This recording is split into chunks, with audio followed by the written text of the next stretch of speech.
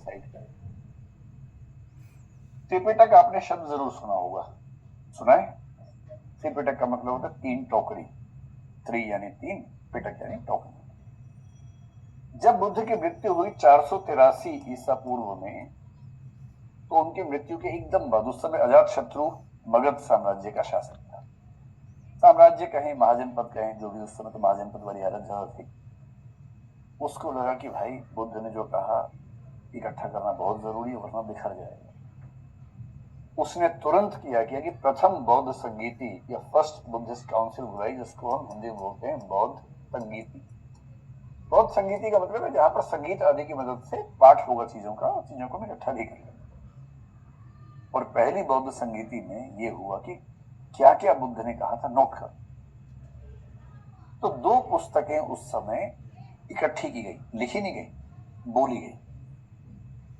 विनय पिटक को जिस व्यक्ति ने बोला वो एक नाई समुदाय का व्यक्ति था, उसका नाम था उपाली। आज इस कहानी में उपाली का जिक्र आएगा कि उसका महत्व क्या है, ध्यान रखना है। उपाली एक नाई था और उसका इतना सम्मान इस संघ में धीरे धीरे हुआ कि उसने विनय पिटक की रचना की। दूसरी रचना थी सुत्त पिटक। सुत्त पिटक की रचना करने वाले व्यक्ति का नाम था आनंद, जो बुद्ध का फर्स्ट कजन था, कह सकते हैं, चाचा का बेटा था और उनका निजी सहयोगी भी था। लंबे समय तक सचिव रहा, सहचर रहा, और जीवन के आखिरी क्षण में जो व्यक्ति उनके साथ खड़ा हुआ था वो था आनंद। सुत्त पिटक में क्या है कि सूत्र क्या क्या बुद्ध ने दिए। विनय पिटक में क्या है कि बौद्ध संघ में भिक्षुओं के लिए, भिक्षुणियों के लिए क्या क्या नियम है, विनय के नियम है। सुत्त में सूत्र हैं, क्या क्या सूत्र दिए। और इस सुत्त पिटक के बहुत सारे हिस्से बनाए गए। आपने एक दीघ निकाय का नाम सुना होगा, एक मध्यम या मध्यम निकाय का नाम सुना होगा, और किसका एक संयुक्त निकाय इसमें आता है, इसका भी जिक्र खूब चलता है। हमारे भी काम विशेष में ये सब चीजें आने वाली है। तो 5 निकाय इसके अंतर्गत बनाए गए, दीघ निकाय, मध्यम निकाय, संयुक्त निकाय, और एक को बोलते हैं अंगुत्तर निकाय। हाँ, अंगुत्तर। और 5वां कौन सा है? एक और है, 5वें का नाम चलिए याद है तो बताऊंगा। इसमें से दीघ निकाय जो है, दीघ निकाय में एक रचना है जिसको बोलते हैं महापरिनिर्वाण सूत्र, और ये बौद्ध परंपरा की बहुत प्रसिद्ध रचनाओं में से है, महापरिनिर्वाण सूत्र। ये जो 5वां निकाय है इसको बोलते हैं खुद्दक निकाय, खुद्दक।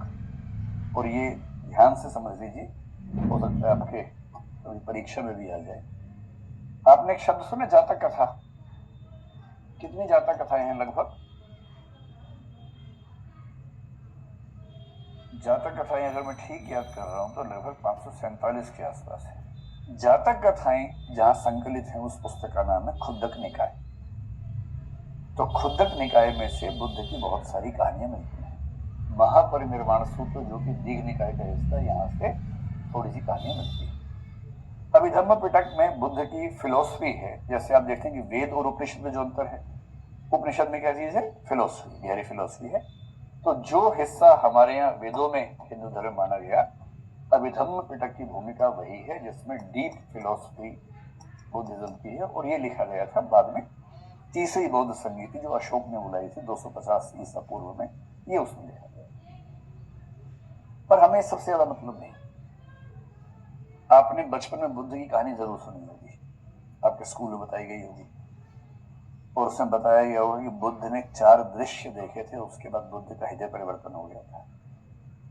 एक देखा था बूढ़ा आदमी, एक देखा था बीमार आदमी, एक देखा था शव यात्रा का दृश्य, और एक देख लिया था भिखारी। भिखारी भिखारी वो सन्यासी भी था, उसका जिक्र आएगा थोड़ी देर, है ना। इन चारों को देखा और उनको लगा कि जीवन में कुछ नहीं रहता है। ये जो कहानी आपने सुनी है, वो कहानी जिस पुस्तक से ली गई है वो पुस्तक है अश्वघोष की बुद्धचरित्र। अश्वघोष बहुत ही रोचक किस्म के आदमी थे, और कालिदास के बाद अगर संस्कृत साहित्य में किसी का सम्मान है तो वो अश्वघोष का। बुद्धचरित्र की एक रचना है, सौंदरानंद दूसरी रचना है। इनका नाम कैसे पड़ा? ये इतने बड़े विद्वान थे कि एक बार जब कुषाण राजा कनिष्क के सामने एक चैलेंज हुआ, तो इनको बौद्ध दर्शन की व्याख्या करने के लिए खड़ा किया गया। इन्होंने बौद्ध दर्शन की ऐसी व्याख्या की कि जो घोड़े 5-6 दिन से भूखे थे और बेकरार थे कि रस्सियां तोड़ के हम चले जाएंगे, मतलब तूफान मचा देंगे, वो घोड़े भी चुप होकर सुनने लगे बुद्ध की फिलोसफी इनके मुंह से, और तब इनका नाम पड़ गया अश्वघोष। अश्व भी जिनका घोष सुनते हैं, जिनकी घोषणाएं सुनते हैं, जिनकी बातें सुनते हैं, इतने बड़े विद्वान थे। लेकिन अश्वघोष का संबंध है महायान परंपरा से।